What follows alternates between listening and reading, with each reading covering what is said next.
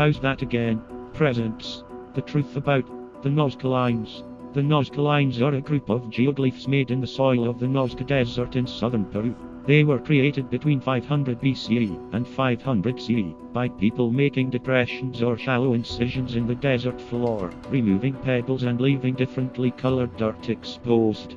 There are two major phases of the Nazca Lines: Paracas phase, from 400 to 200 BCE, and Nazca phase, from 200 BCE to 500 CE. In the years leading up to 2020, between 80 and 100 new figures had been found with the use of drones, and archaeologists believe that there are more to be found. Most lines run straight across the landscape, but there are also figurative designs of animals and plants. The individual figurative geoglyph designs measured between 400 and 1,100 meters, 440 to 1,200 yards across. The combined length of all the lines is more than 1,300 kilometers, 800 miles, and the group covers an area of about 50 square kilometers, 19 square miles. The lines are typically 10 to 15 centimeters, 4 to 6 inches deep.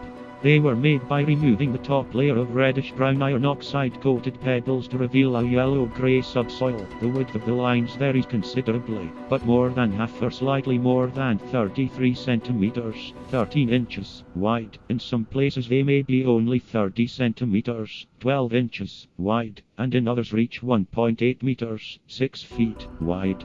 Some of the Nazca Lines form shapes that are best seen from the air, at around 500 meters, 1,600 feet, although they are also visible from the surrounding foothills and other high places. The shapes are usually made from one continuous line.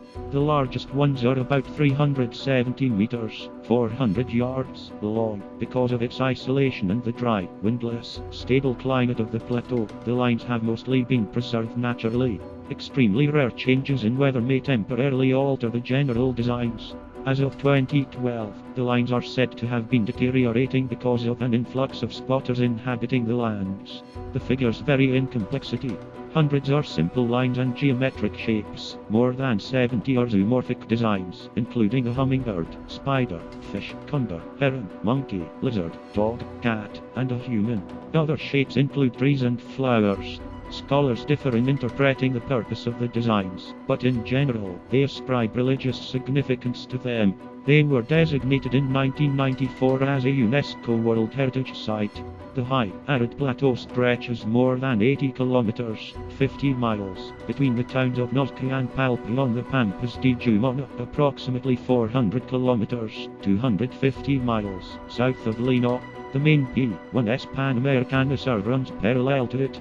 The main concentration of designs is in a 10 by 4 kilometers, 6 by 2 miles, rectangle, south of the hamlet of San Miguel de la Pascana. In this area, the most notable geoglyphs are visible. Swiss writer Erich von Däniken was fascinated by Nazca and was also a strong believer in extraterrestrial visitations. Von Däniken writes about his beliefs about archaeological sites such as the Egyptian pyramids, Stonehenge, and Easter Island, and how they are connected to extraterrestrials.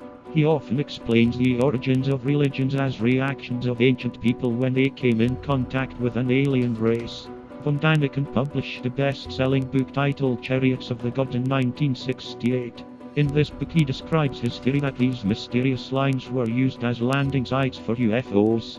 He theorized that the shapes and lines were made by aliens and were created to help steer their spaceships, as well as work as landing pads.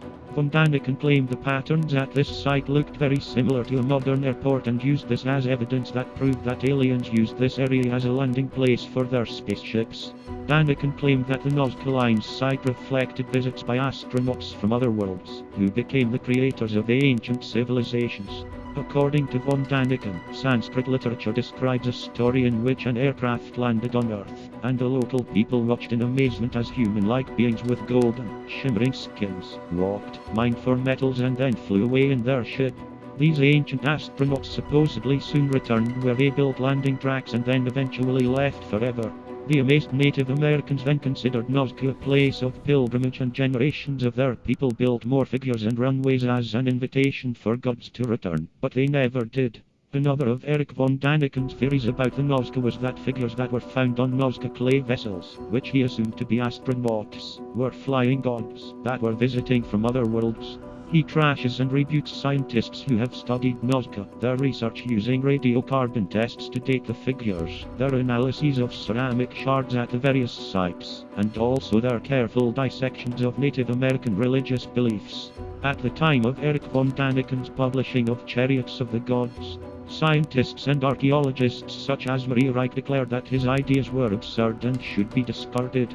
These scientists and archaeologists also were able to prove that these lines could have been made using simple tools that would have been available to the people at the time they were created.